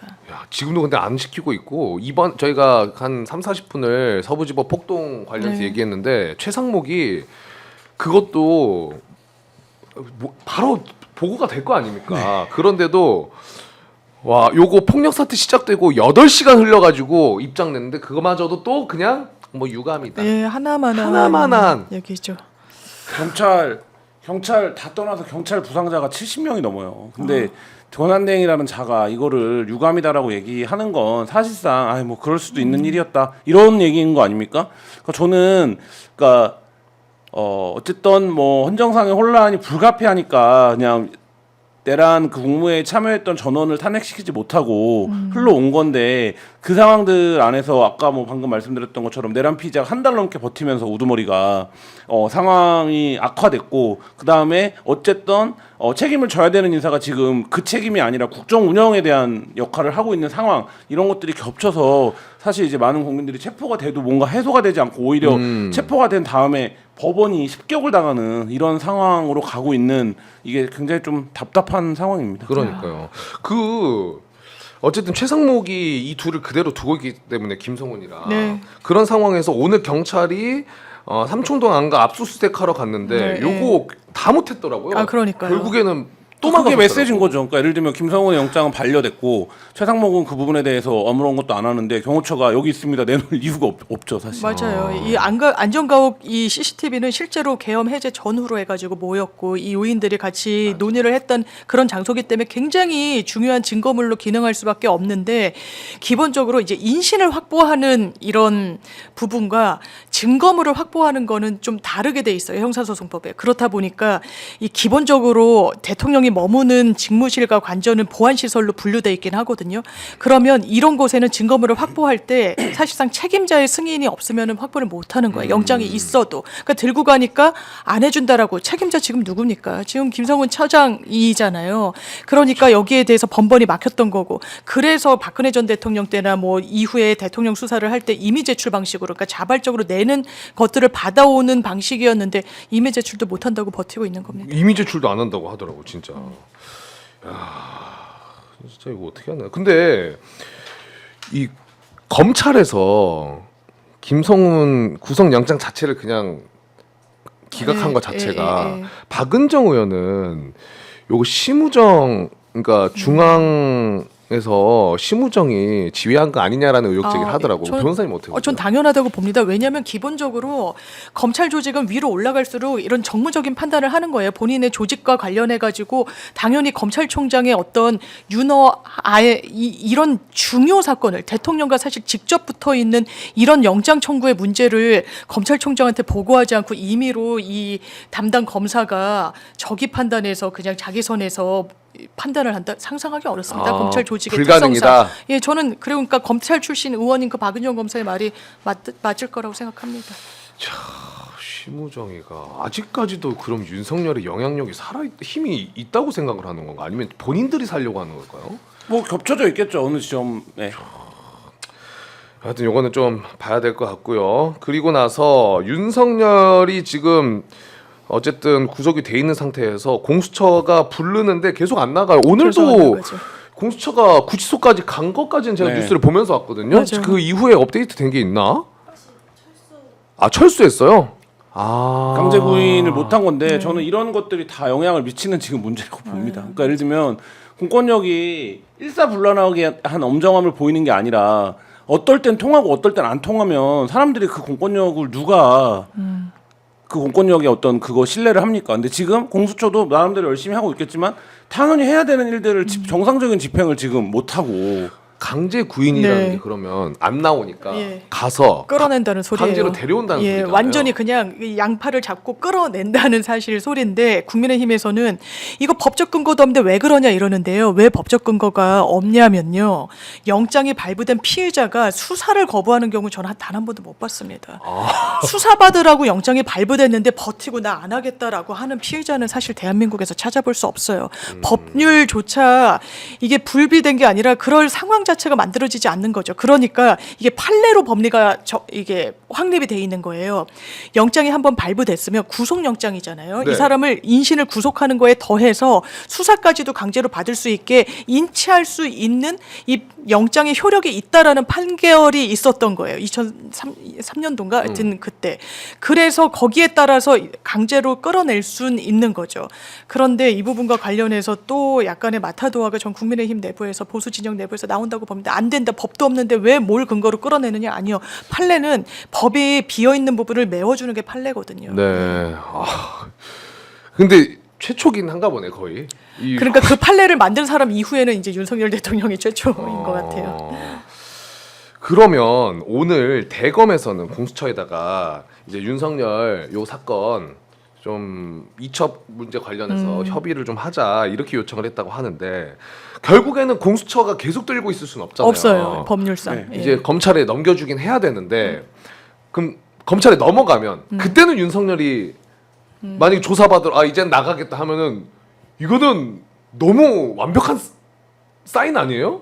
그러니까 사인이라고 볼 수도 있고 윤석열이 오랫동안 법조인이지 않았습니까? 그리고 검찰 출신이고, 그러니까 이 기관에 대한 위계가 자기 머릿속에 있을 거예요. 그리고 이미 공수처 검사들 삼류다 이렇게 표현한 적도 있었고, 그러니까 아마도 검찰로 넘어가면 공수처의 수사와는 다른 대응을 할 가능성이 있는데, 그거는 윤석열 개인이 공수처라고 하는 기관을 바라보는 어떤 본인의 어떤 시각이 반영된 문제일 수도 있고, 지금 이제 진행자 얘기하신 것처럼 그래도 검찰 수사는 내가 좀 해볼 만하지, 내가 여기 출신인데 뭐 이런 생각의 반영일 수도 있고, 아니면 아까 경호처의 그 구속영장 커트에서 보듯이 뭔가 모종에 말하자면 이런 게 공수처보다는 강하게 있을 수도 있고, 뭐 모든 가능성 다 있다고 봐야겠죠. 예, 말을 할 이제 입을 열 가능성이 저도 공수처보단 검찰에서 더 열려 있다고 보이는데 윤석열이. 이게 그럼 본인의 방어권 행사에 도움이 될 것인가는 전 상당한 물음표예요. 이를테면 헌재에도 이런 이야기를 한단 말이에요.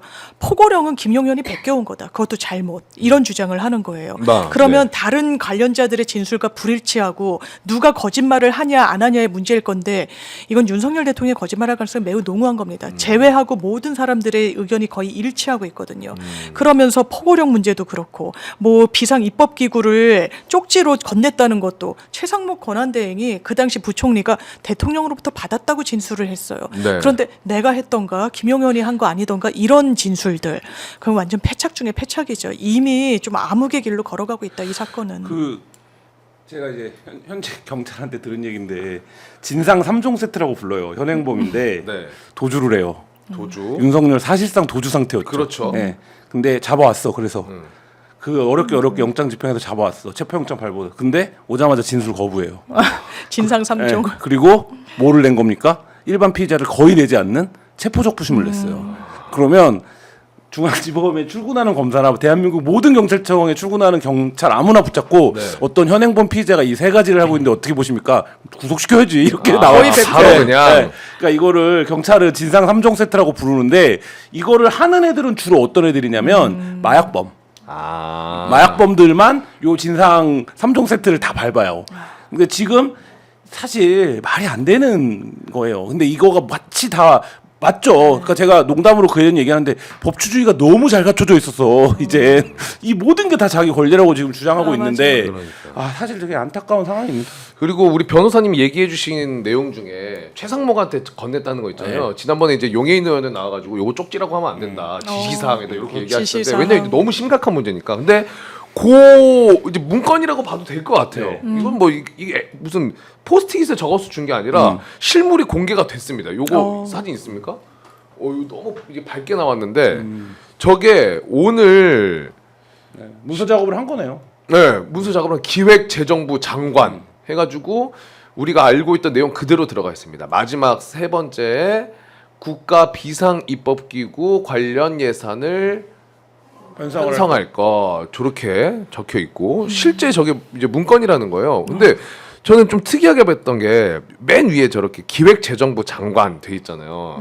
그럼 저기 기재부 말고 난 더 있을 것 같은 느낌이에요. 각 부처별로. 오, 부처별로. 왜냐하면 문화체육관광부도 뭐 한예종을 폐쇄하고 그렇죠. 이렇게 기간 폐쇄 같은 것들을 한 거잖아요. 근데 이제 뭐 그렇게 하면 각 부처별로 어떤 지시들이 있었을 수 있죠. 그것도 지금 수사해봐야 되는 거예요. 외교통상부도 받았다는 취지로 이야기가 나왔죠. 이게 해외 공간들과 관련한 안전 관리를 잘 해라 뭐 이런 취지로. 그러니까 아마 기획재정부랑 이 외교부에는 뭔가 하달이 명시적으로 있었던 것 같아요. 이런 문건의 형태로.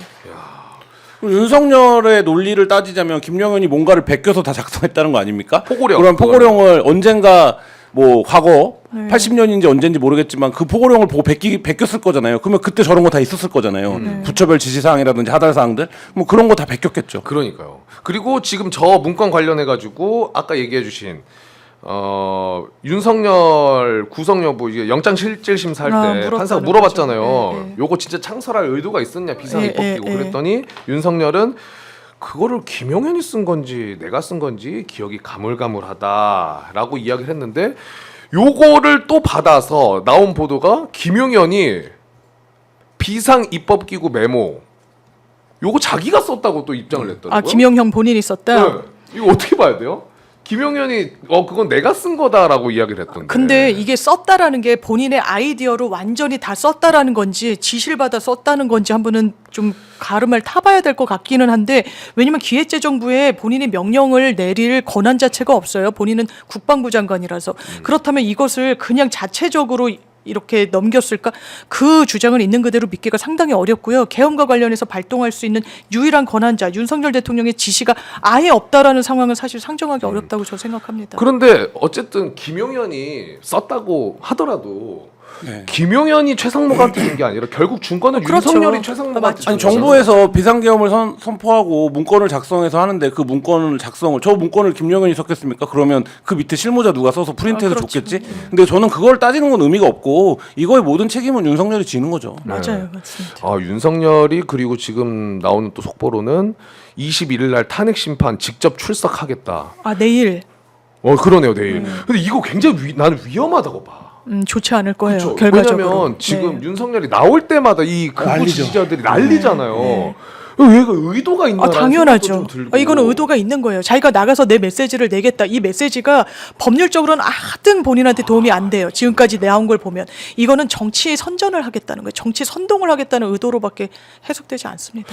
이거 헌재도 그러면은 굉장히 경계 강화나 경찰이 당연하죠. 엄청 붙어야 되겠네. 예. 그렇죠.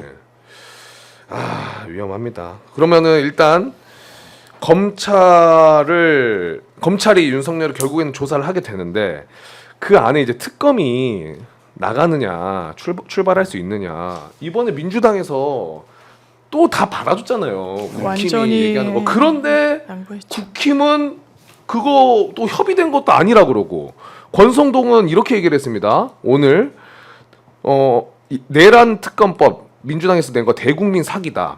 최상목 제의 요구해야 된다. 거부권 쓰라는 거죠. 그러면서 얘기하는 게 특검의 필요성이 없고 보충성과 예외성의 원칙도 충족하지 못했다. 더 수사하고 체포할 사람이 없는데 특검으로 누굴 더 수사하겠다는 거냐 라면서 권성동이가 얘기했습니다. 말도 안 되는 소리죠. 맞습니다. 특검 최상목이 일단 거부권을 쓸 것인가? 예, 쓸 가능성이 매우 높아 보이는데요. 전사님 저는 보시기에는 국민의힘 정말 이렇게 하면 안 돼요. 왜냐하면 이거 뭐 민주당이 다 잘했다 이렇게 이야기할 수는 없을겠지만 기본적으로 제3자 특검으로 해야 된다. 왜 너네가 하냐? 아 그래, 그럼 우리 양보할게. 대법원장이 하자.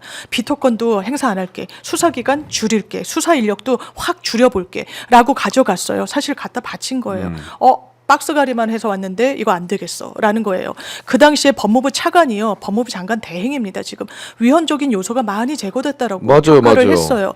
근데 이거는 안 하겠다는 거예요. 처음부터 할 생각이 없다는 거예요. A가 문제다라고 해서 A를 바꿔오면 이번엔 B가 문제인데 다 받아주면 이번에는 이거는 왜 인지수사를 할 수 있게 했어? 인지수사는 기본적으로 별건 수사라고 해서 정치권에서 문제를 많이 삼지만 할 수 있는 거예요. 수사기관이 수사를 하다가 다른 범죄 단서를 인식하면 영장 받아서 하면 되는 거예요. 그걸 적법 수사한 겁니다. 근데 뭐가 두려워서 이걸 하나하나 막아서는지 국민의힘은 지금 이 순간에도 국민들한테 거짓말을 하고 있다. 계엄의 무거운 책임감을 느낀다? 아니요. 진짜 책임감 느끼면 특검 진작에 했어야죠. 그렇죠. 본인들 안을 냈어야죠. 그걸 못하면서 국민을 기만하고 있다. 이건 어때요?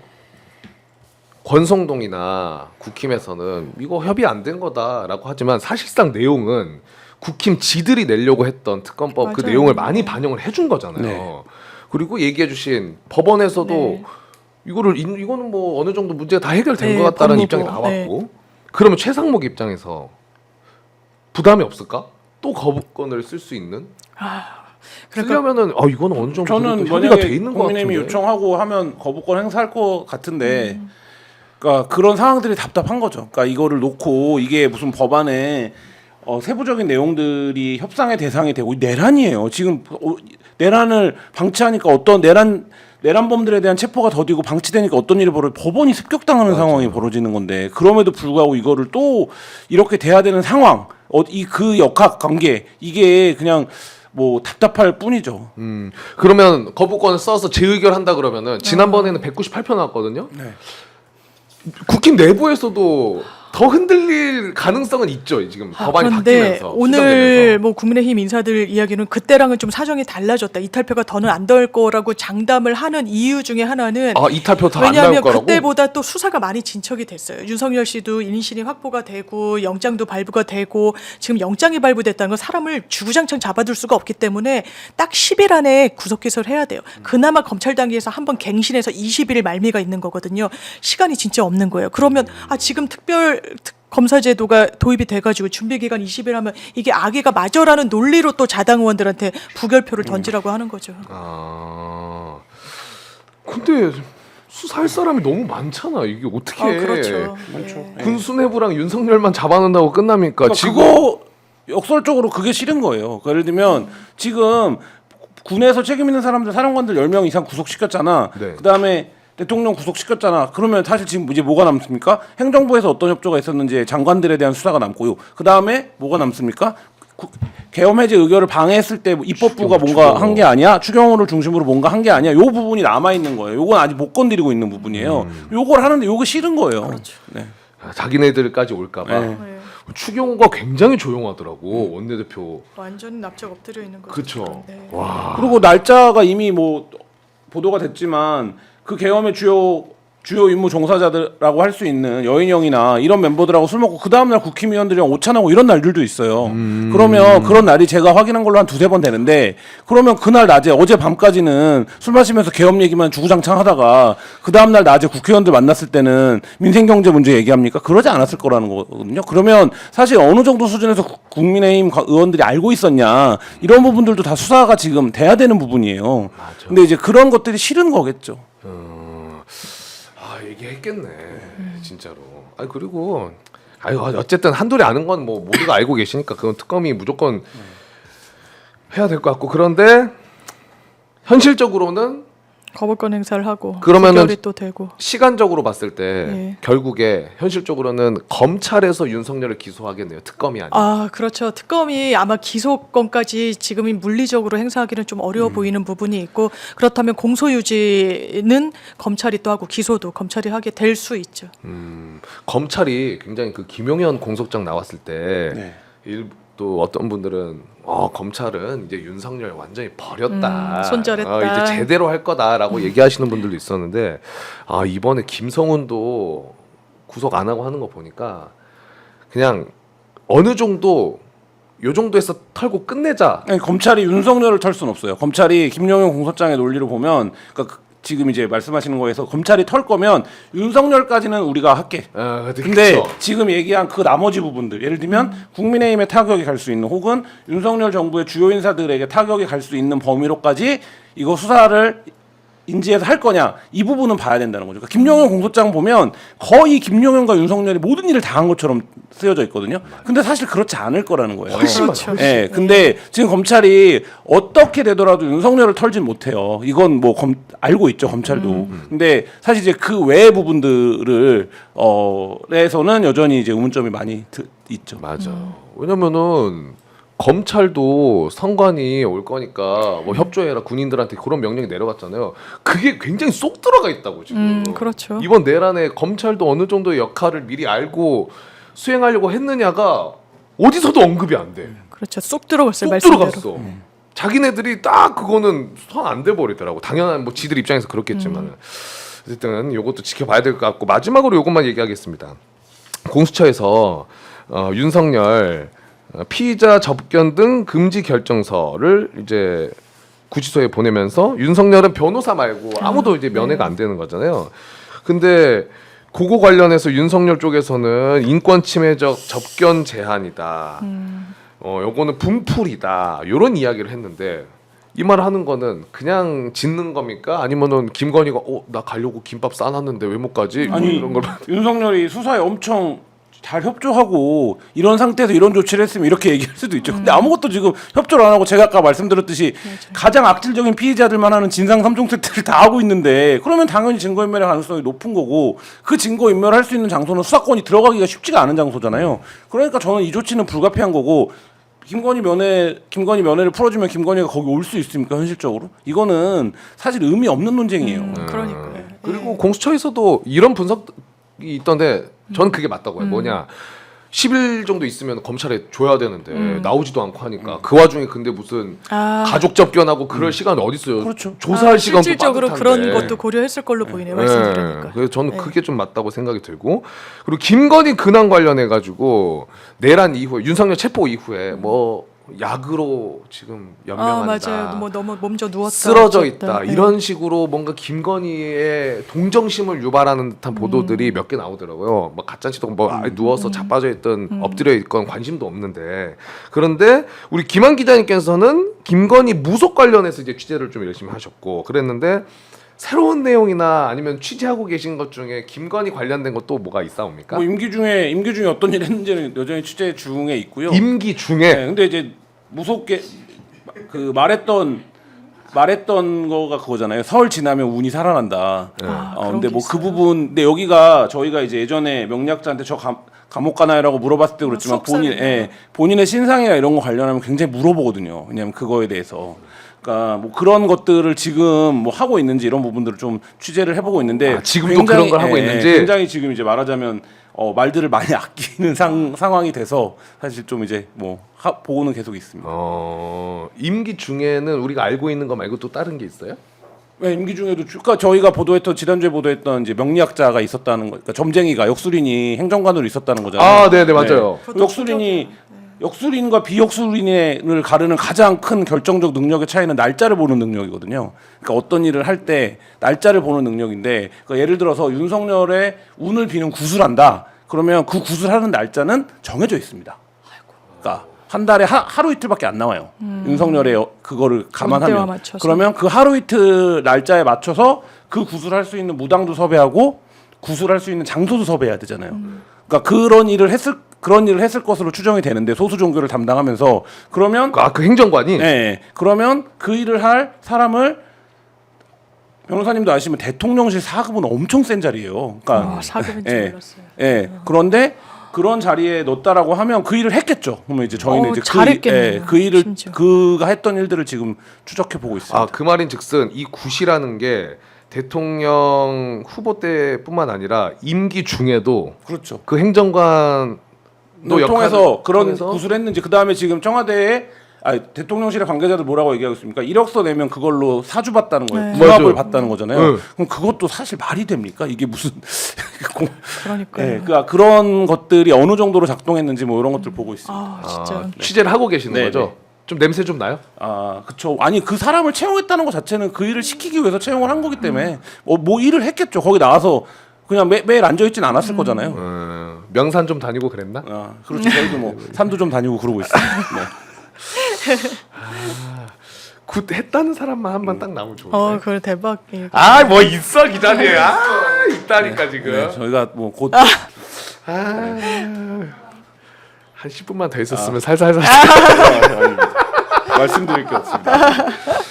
근데 이제 나중에 네, 보도는 네, 될 것 여기 같다. 와서 말씀드릴게요. 아, 여기 와서 고맙습니다. 아이고, 자, 근데 우리가 지금 1시간 넘게 방송을 했지만 참 많이 답답하실 거예요, 다들. 아니 12월 3일 그리고 지금 1월 20일입니다. 맞아요. 뭐 윤석열 체포되고 뭐하고 하긴 했지만은 굉장히 더딘 느낌. 그리고 뭐가 이렇게 확 안 끝나고 지지부진한 느낌이지라는 생각이 좀 드실 텐데 그래도 진행은 되고 있고 네 맞습니다. 흘러가고 있기 때문에 네. 좀 시간의 문제지 좀 잘 해결될 수 있는 허덕지가 많이 있다. 당연히 그렇게 믿고 있습니다. 네, 근데 그 와중에 또 슈퍼챗으로 우리 CNBN님이 수산 최고 국민들이 믿고 기대의 마지막 포로 헌재 혼란을 막아줄 빠른 탄핵 인용을 고대합니다. 2월 중에 부디. 아유 맞습니다. 2월 중에 어떻게 나올 수 있겠죠? 저는 2월 중에 나올 가능성 매우 높다고 생각합니다. 이 모든 상황들을 헌재도 보고 있으니까 네. 아무리 윤석열이 정영식이나 이런 애들 꽂았어도 그 사람들도 헌법을 지키려고 아니 재판 당연- 하는데 이제 저희가 가서 기자들이 취재를 해서 이제 치잖아요.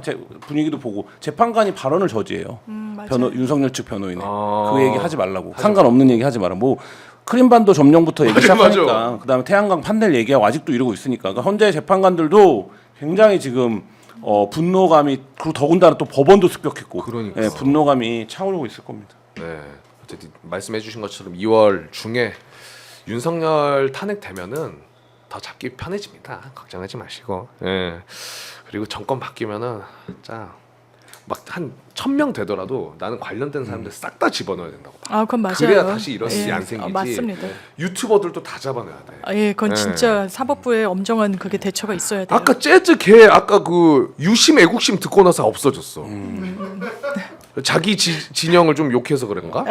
와, 쏙 들어가 버리네. 좀 여기서 좀 오늘도 마무리하도록 하겠습니다. 변호사님 마지막으로 하고 싶은 이야기 좀 있으실까요? 혹시? 저는 정을 이기는 사는 없어요. 사필귀정. 대한민국도 이제 정으로 가는 길에 있다. 좀 힘들지만 버티면 결국에는 진실이 승리할 거라고 생각합니다. 네, 맞습니다. 기자님도 어떻게 김건희 씨한테 한마디 하실래요? 아니면 뭐 수사가 이루어질 겁니다. 수사가 이루어질 것이다. 알겠습니다. 두 분 늦은 시간에 또 함께해 주셔서 너무나 감사드리고 다음에 또 모시고 저희가 다양한 네. 이야기 청취해 보도록 하겠습니다. 오늘도 늦은 시간까지 함께해 주신 여러분 대단히 감사드리고요. 저희는 내일 또 저녁 9시에 생방송으로 돌아오도록 하겠습니다. 늦은 시간까지 함께해 주신 여러분 대단히 감사드리고 내일 뵐게요. 고맙습니다. 안녕. 감사합니다. 감사합니다.